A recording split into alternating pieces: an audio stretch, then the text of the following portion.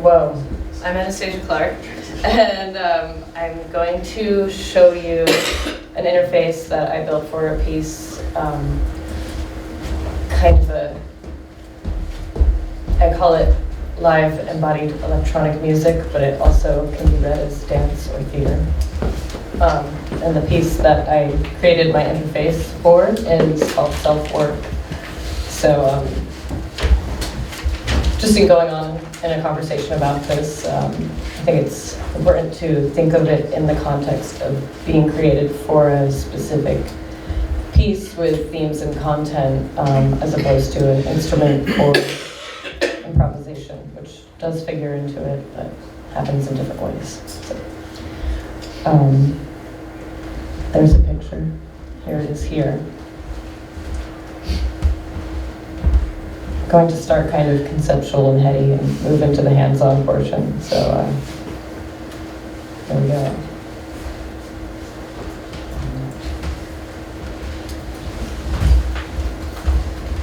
There we go. All right. So there's sort of three prongs of research that came together to result in my creating this interface. And hold on. Hey Ezra, can I get some help? Yeah. My like, it isn't changing on this screen.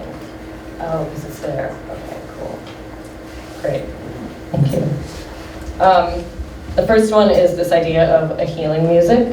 So, homeopathy, noise, and healer-patient relationship.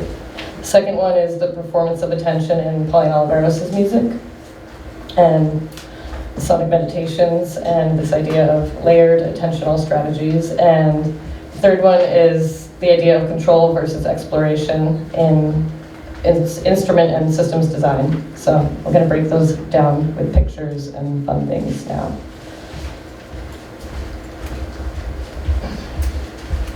Oh, okay, I'm having problems. I think if you click on the next. Doesn't match my notes. All right. Cool. Okay, so here we have, at one point I was very confused at what would constitute a healing music.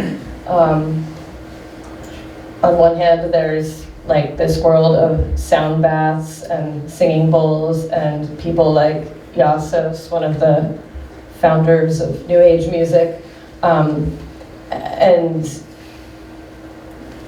there is this idea that I've perceived that like all noise and distortion are like bad and not healthy and like cannot heal.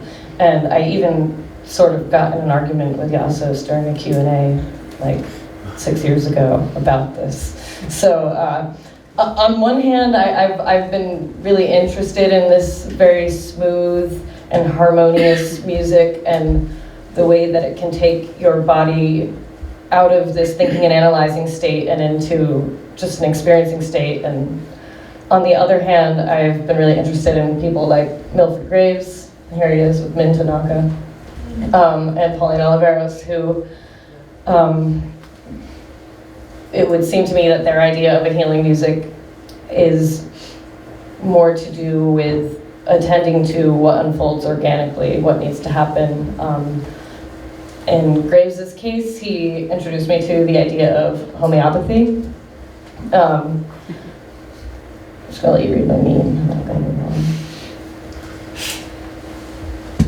Graves says that the present situation in the universe requires that a human be totally aware of what is taking place on the great cosmic environment of vibration. I took a class with Graves at Bennington College in 2007, and he would record our heart sounds and then translate them into music. I think he used like Sibelius or something, so it was like MIDI files. So it sounded really funny, but the point was to show us what we sound like inside of our bodies and to ask ourselves in improvisation, do we want to sound like ourselves or do we want to make music that sounds like what we think music is, or are these things related? He didn't really tell us what to do with this information. He just kind of let us sit on it. So a couple years later, I found this book at the Strand, and I became obsessed with it. It's by a Jungian homeopath named Edward C. Whitmont. He was writing in the 70s, and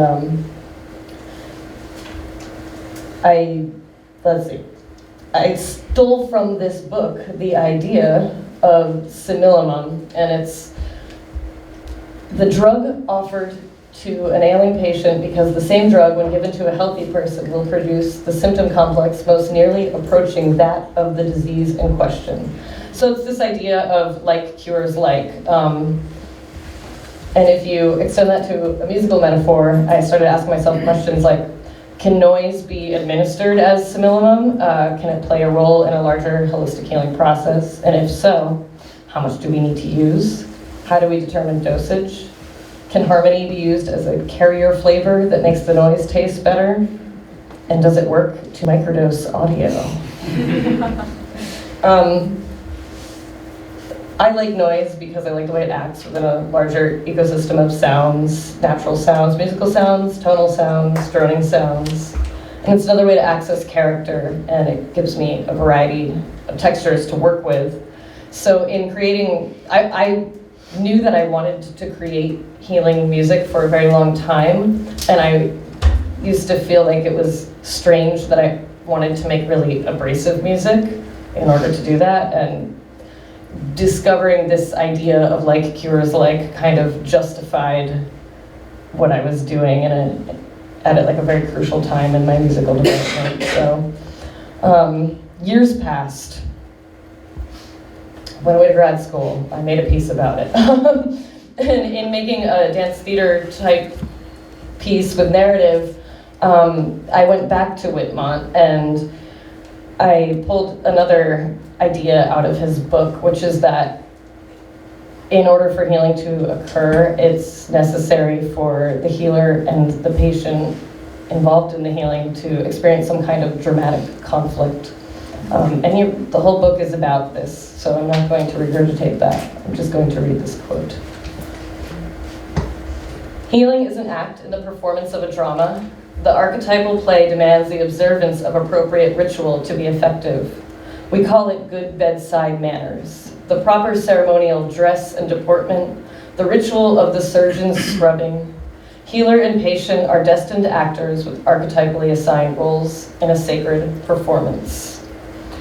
And he goes on to say that the healer and patient are, the doctor has to share the incubation chamber with the patient in order to work through their own simultaneously activated complexes. So he devotes like many chapters of his book to talking about this kind of like healer becomes the patient, patient becomes the healer situation. So I wanted to make a theater piece about that using this interface, which I will talk about in a moment. But to revisit, the second prong of research was this idea of performing attention in the music of Pauline Oliveros. Performing attention is my own term, but it's how I describe what she often talks about.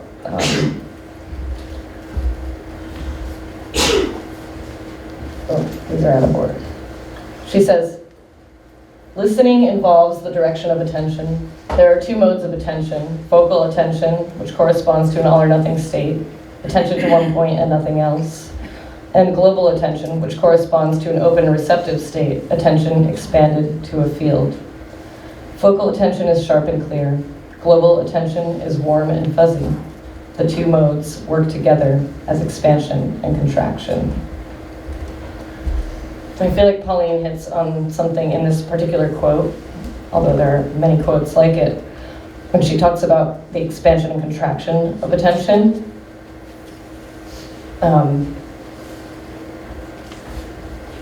It gives me this idea that in performance, which happens over time, we can lay out as a score a trajectory of how we use our attention. So that's kind of what Pauline did with her sonic meditations.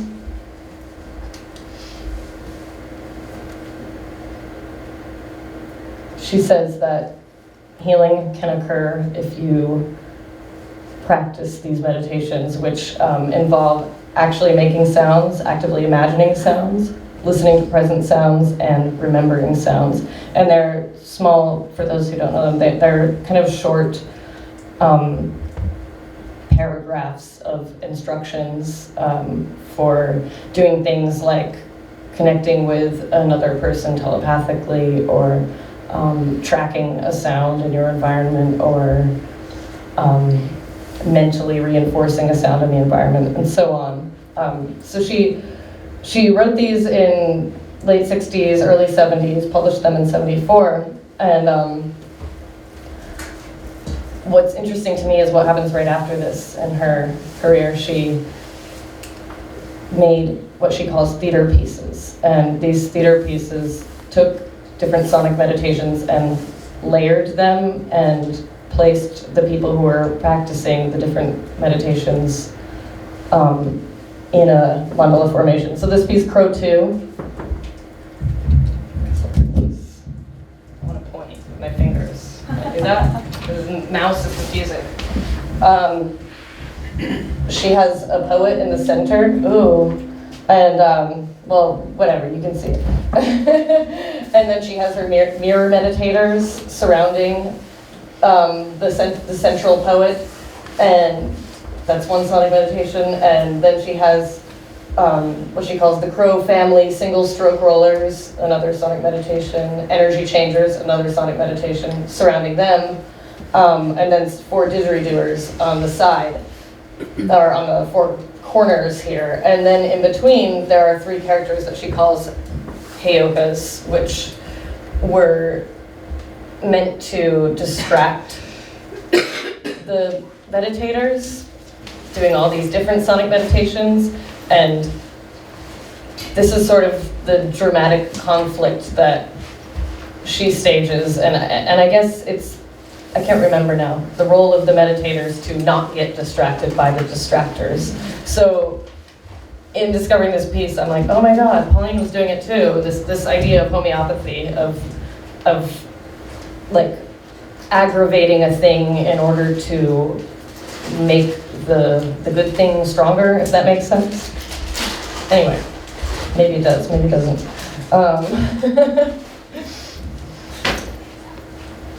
It does, someone said. That's good. I don't really know what I want to say about this slide. I just thought it was a fun slide to make. Oh, and the words came off. But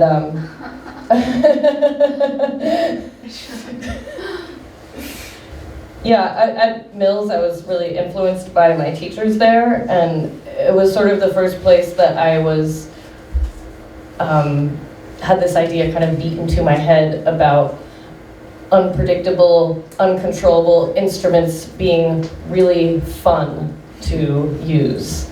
A lot of people go to electronic music programs to build controllers that can be like reproduced, and maybe other people will want to use them too, but as my education there progressed, I just graduated from Mills in May, I became more and more committed to this idea of creating something idiosyncratic that only I could really understand or play, because why else should you be an artist?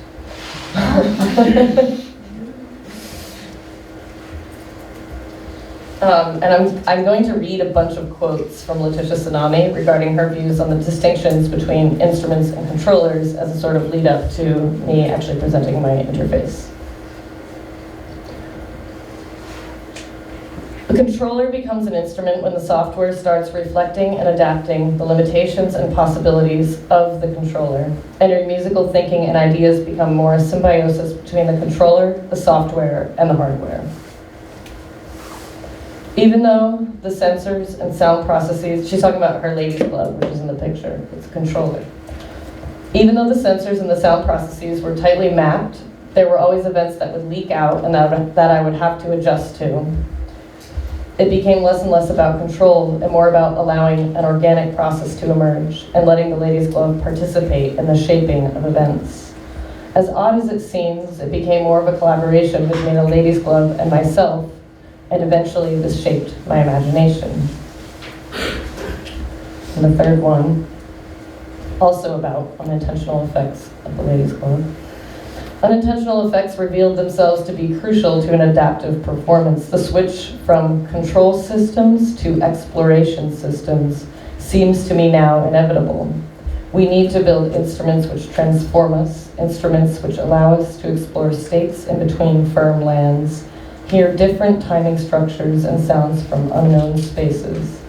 Inefficient and ineffective instruments, which we learn to ride like wild bulls on a limitless plain.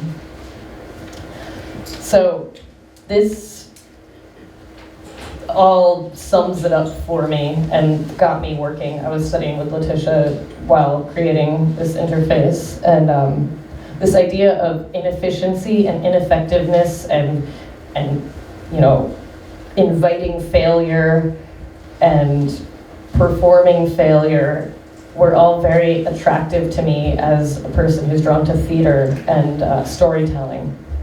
I thought, what if I make an interface that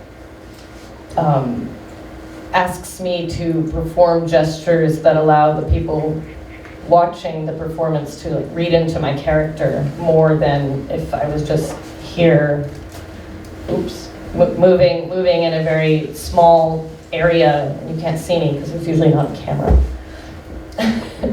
I wanted to spread it out. And I was also working with a collaborator, Jen Gary, and I thought it was extra interesting that we could use an interface so big and sprawling that in order to use it to its fullest effect, we have to play it together. So I will now talk about my instrument. You already know this part.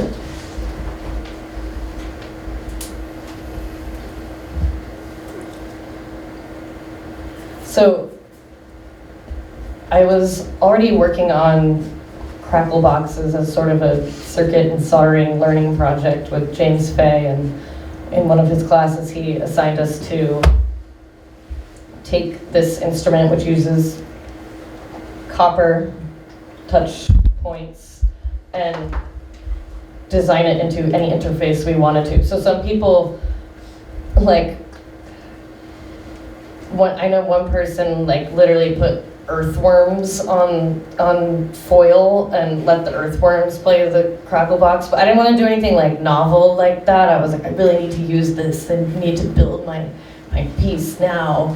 So the first thing I did, which I don't have a photo of, was I built it into a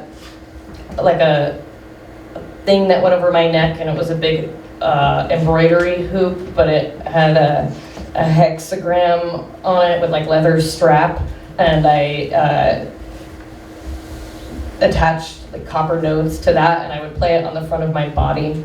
But even that in a dark performance space, like some people would never even notice that there was like a costume piece. So I was like, I need to make this bigger. So I made it even more big using copper pads, 8 of them.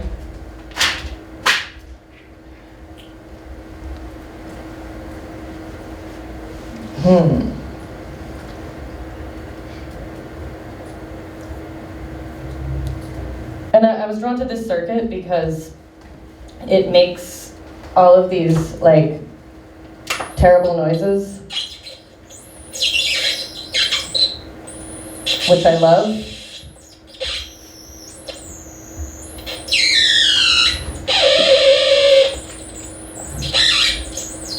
And you don't always know what it's going to do. As Bonnie was saying, like as the battery dies, you get different behaviors.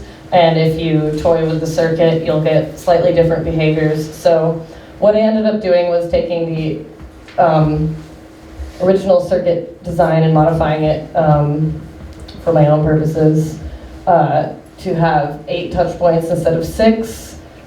And also to do this weird self-oscillating thing that it does.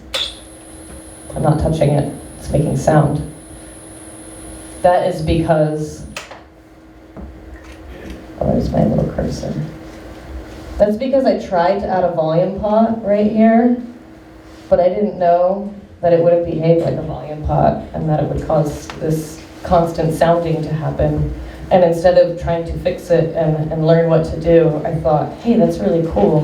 Now my instrument is more obnoxious to work with, and when I press certain combinations or touch certain combinations of copper nodes, it actually silences the instrument. So I like this idea of an instrument that's always by default sounding, and when you play it, you are invited to both make different noises on it or silence it. So this is like a perfect instrument for introducing unpredictability into my music, because I then took this analog circuit and used the audio signals to trigger events in Max MSP. And of course the events are not always triggered because I don't always know what the circuit is going to do. And you can kind of learn its behavior and know what to expect, especially if you're in kind of like a non-thinking kind of state and you're just dallying on it. But when you're trying to get it to do a specific thing, to make another thing happen in the digital realm, it all becomes very hazy, and especially when you build a digital system that may or may not see the triggers. So I've taken the audio signal and I've used peak detection to get triggers from it, but then I've also filtered the audio signal in different ways in 4 different places in my max patch, so that things are never triggering all at the same time. And the triggers that I've created, here's a picture of the boxes. The triggers that I've created control signal processing parameters on other elements of the performance, so amplified crystal singing bowls and voice, and also the sound of the circuit. They also sometimes play synthesized tones, and at yet other times the circuit is used to control the playback of samples and what I call the buffer sequencer. I'm showing you all the presentation with the patches, so you can't really see how it works. But this piece was built around a lot of samples that were pre-recorded, or even monologues and things. And sort of the big exciting climax of the piece sees me and my collaborator Jen running around these crackle pads, as I call them, and getting in a sort of fight or confrontation as healer and patient, where we become each other, we switch roles. So I'm going to show a little bit of video of that, I think. Right? Does that make sense? Anyone have any questions? Am I leaving things out? It's so hard to talk about yourself.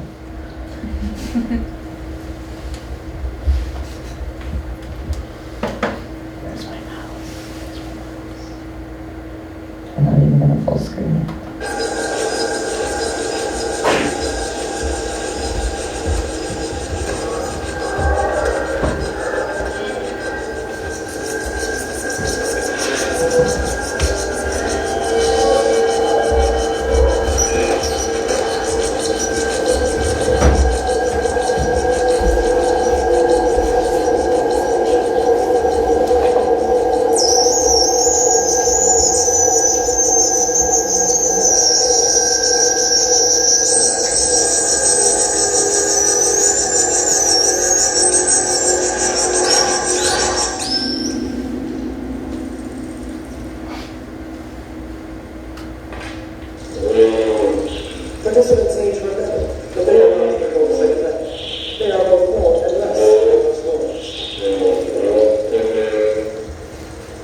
She jumps me off here.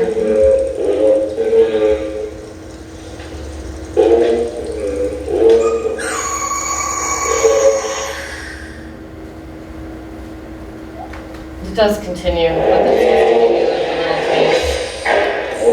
That's extra. I've also performed this as a, well, that reminds me, I've also performed this as a solo on a tour this summer.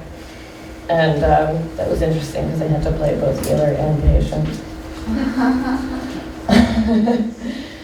I think it's time to just do like a little real life demo of what this instrument sounds like today. I call it the instrument. It's a system, but it's made of many instruments.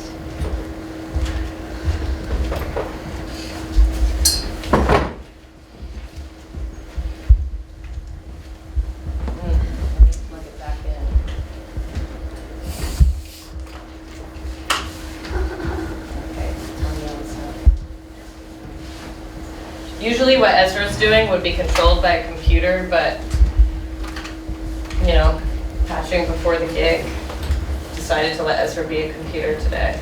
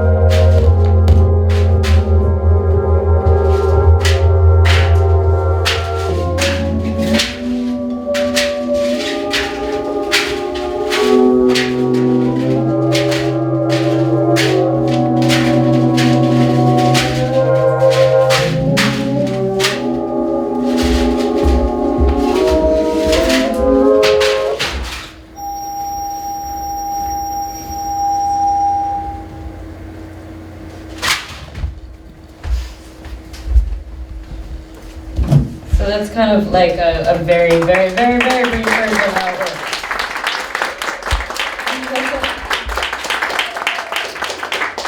And the idea is that the ways in which the pads are affecting the performance change throughout the piece. So when I first started, I was triggering one set of samples and one synth sound, and then as it progressed, the set of samples changed, and a different synth sound was triggered, and the processing parameters changed.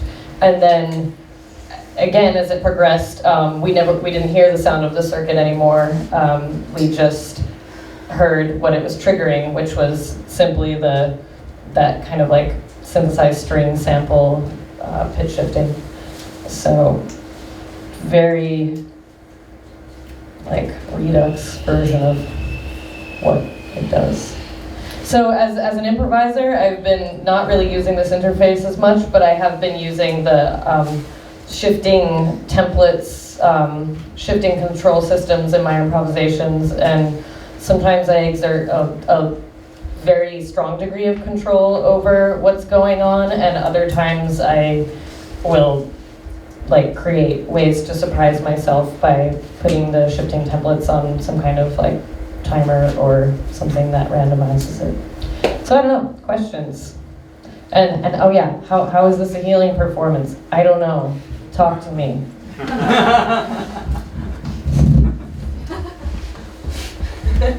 Carl.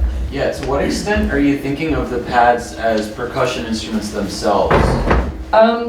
To some extent, I've started to think of them as that, especially when I was on tour with them this summer, and I would like get very punk about it. Like it was like first I did the pristine theater version, and then I did like the quick and dirty version. And in the quick and dirty version, like the things would actually like come off a lot, and then I would just start tossing them around. And so yeah, they've become percussion instruments themselves.